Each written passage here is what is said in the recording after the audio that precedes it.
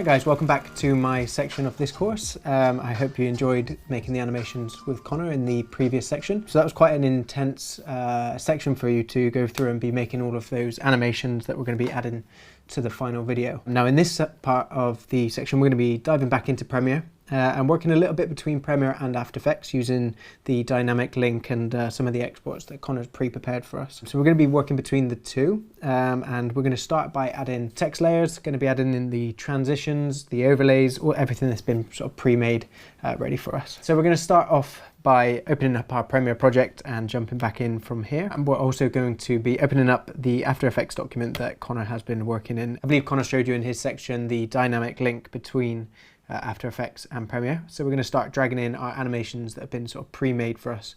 And first of all, just dotting them into the timeline as and where they're needed. So we're going to start off by opening up After Effects. And we're going to grab our animation. So we've got animation 1 here. This is the one with sort of Jeff Bezos and Elon Musk, Bill Gates, that Connor's made sort of a cutout of. And we're going to sort of drag this straight away into our sequence over here. So we're going to take our animation, bring it in. I'm going to delete the sound because he's obviously just used the sound as a reference for where the animation needs to go. And I'm going to line that up with exactly where our animation typing was. And that should be ready to go. It's ready to go. So we're going to drag in the other animations that Connor has made for those and we'll come back to you in a second. Perfect, so that's all of those story animations added. And we're just going to show you one more together. I'm going to show you the intro. So Connor's already pre-rendered this for us. So we're going to go to the render of this. The dynamic link, the more of these that you add, it's going to slow your computer down. So sometimes, as Connor mentioned, it's nice to sort of pre-export them ready to drag and drop them in. So I'm going to drag that into the beginning. Again, I'm going to delete the sound just because I don't need it clogging up. And let's have a little look. Masayoshi Son was the richest man in the world for 3 days. Cool, and I want to manipulate this a little bit more as well and play around with it. I noticed that Connor made some money animations. So we've got some money falling. I'm going to drag that in, I think. I want it to come in specifically at the point where he mentions money. So we're going to line that up a little bit. Masayoshi Son was the... Okay, so he's made this in widescreen. So we're just going to scale this up a little bit, I think. So I want it to start coming in when he says richest. So let's try and line that up. So we've got some money starting there. So we'll line that up about here. Masayoshi Son was the richest man in the world for... So let's see where the money goes out of shot. So the money finishes going out of shot here. So let's cut that. Cut the end off. So we've got money falling the whole way through the shot. And we're going to speed ramp that as well. So let's have a little look. Was the richest man in the world for 3 days. And then he lost... So it's starting to slowly sort of take shape a little bit more as to how it should look. Obviously it gets a little bit boring at this point at the moment. So we just have sort of that one image there with the money dropping down. Now I quite like this, but I think we can make this obviously a lot better. So we're going to start stacking into this as well. So we're going to grab one of the overlays that Connor's created here. Okay, we're going to bring that into the timeline. Drag and drop. Again, I'm gonna, oh, it's quite long. Let's just, so what I like to do, if something's really long and I'm dragging and dropping it in, I just bring it to the end here, drop it down there. Delink those, delete this. So let's just have a look and see just straight out the bat if I was to line that up, what that would look like.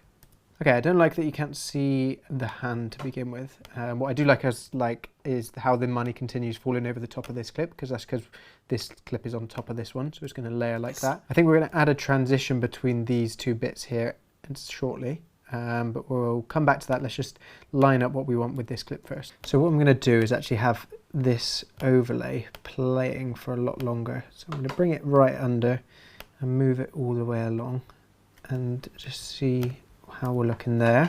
And then he lost about 70...